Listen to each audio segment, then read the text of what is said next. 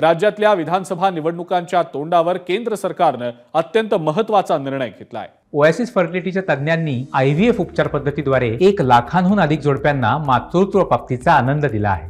मोफत appointment book करण्यासाठी आजच संपर्क साधा। कांदा उत्पादकांना सरकारनं मोठा दिलासा दिलेला आहे।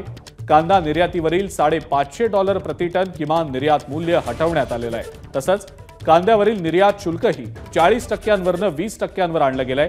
या निर्णयामुळे कांदा बाजारपेठेत कांदा दरात सुधारणा होण्याची शक्यता आहे। कांदा निर्यात धोरणातली ही सुधारणा तातडीने लागू करण्यात येणार असल्याचं स्पष्ट करण्यात आलेलं आहे। 4 मे 2024च्या आदेशानुसार निर्यातीसाठी प्रति टन $550 किमान निर्यात मूल्य लागू केलेलं होतं। या किमान निर्यात मूल्य आकारणीमुळे कांदा उत्पादक शेतकऱ्यांमध्ये नाराजी वाढली होती आणि याचा फटका नुकत्याच झालेल्या लोकसभा निवडणुकीत महायुती सरकारला बसलेला होता। केंद्र सरकारने आज कांद्यावरील जे $550 किमान निर्यात मूल्य आहे ते हटवलं आहे, परंतु कांद्यावर असलेलं 40% निर्यात शुल्क याबाबत अजून कुठली स्पष्टता नाही।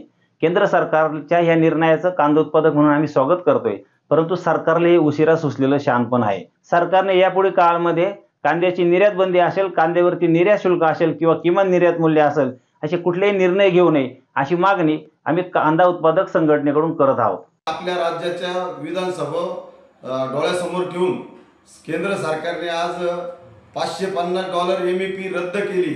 सरकारने तात्काळ $550 MEP जशी रद्द केली तसेच 40% ड्यूटी सुद्धा रद्द केली पाहिजे। तर सरकारला हीच विनंती व्यापाऱ्यांच्या वतीने की सरकारने अशा प्रकारचे निर्बंध न लावता शेतकऱ्यांसाठी निर्यात ही कंटिन्यू खुली ठेवावी आणि कुठल्याही प्रकारचे त्याच्यावर निर्बंध नाही लावता ती खुली ठेवा, हीच व्यापाऱ्यांची मागणी। ABP माझा, उघडा डोळे बघा नीट।